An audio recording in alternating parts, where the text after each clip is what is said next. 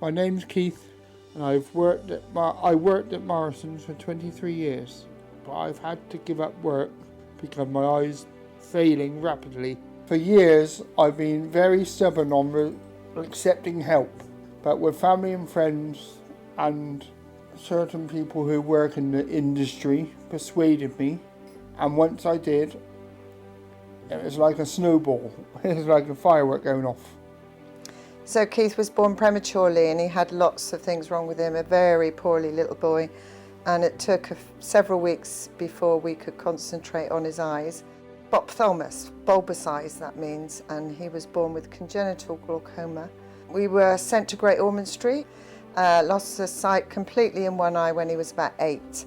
And as what they were doing wasn't working very well, we were transferred to Moorfields Eye Hospital, also in London. After all of those complications, which were quite serious at the time, Keith remained with a little bit of good vision for many years and was able to go to work. He used to socialise quite a lot, pubs mainly, lots of sports, lots of all sorts of stuff. Throughout those years, Keith was reluctant to have help, but once he accepted that he needed some sort of help, he put his name on the list for Quakey, and he's not looked back since. It's given him so much freedom and independence, and he's enjoying life once more, which is fantastic. I used to go to a lot of football matches with my friends to Wembley, and one instance the train was pulling into the station, the door opened, and I fell out. We were invited to go to an open day at Exeter to meet several trainers and guide dogs and other people like Keith. Keith's wife Rachel and I were waiting to pet this beautiful black lab as he walked past. He completely ignored us and sat on Keith's feet. Since my husband Keith has had Quaker, both me and Keith decided to go as official volunteers to raise money for the guide dogs. We do an annual coffee morning where all the locals come into hall on the estate, and we do raffles. All the raffle prizes that we have are all donated, so we haven't got to buy any raffle prizes.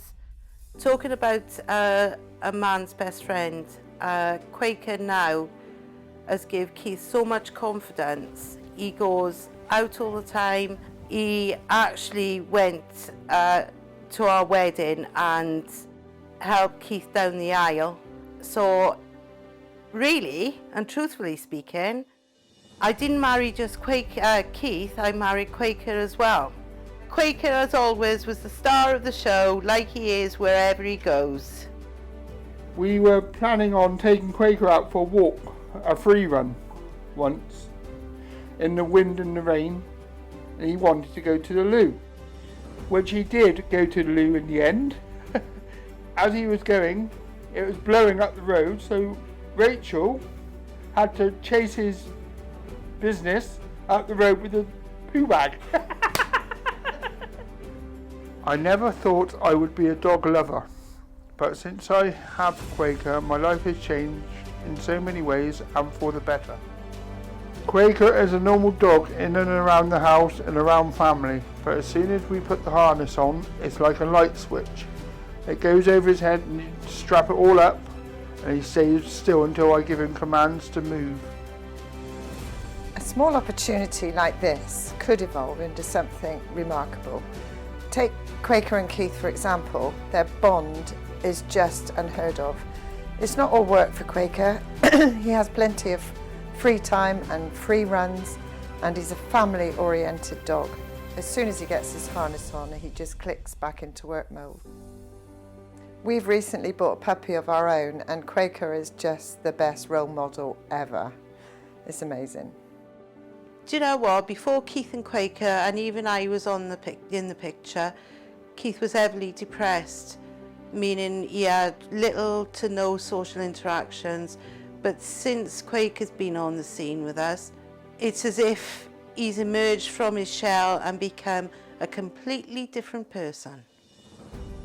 Keith often takes Quaker out for a walk, even when it's raining or snowing, in all weathers.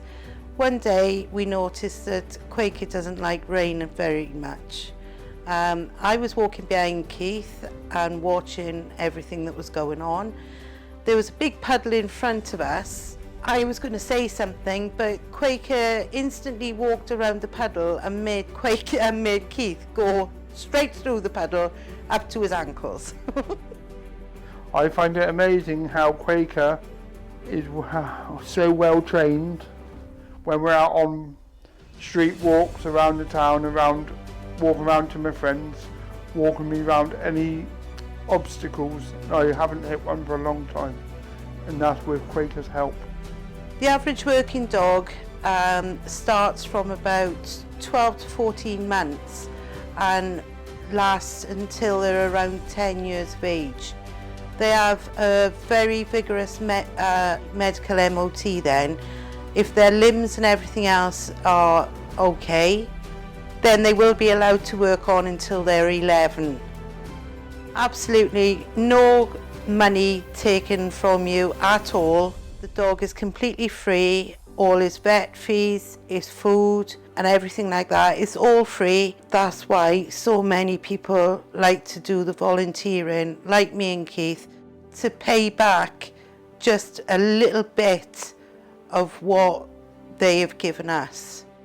Even after your dog retires or gets to the retirement age of the guide dogs, then it doesn't end there. You are allowed to keep him, and you can go on and have a second or third or even fourth guide dog. You just keep going, and if you can't keep the dog as well as getting your second dog, then they will find a forever home for the guide dog. Out of all my operations I've had, the recent one I've had is a cornea transplant, which I found the hardest, but it was the easiest out of them all. The easiest part about the operation this time was having the eye put to sleep. The worst part of the operation was the aftermath.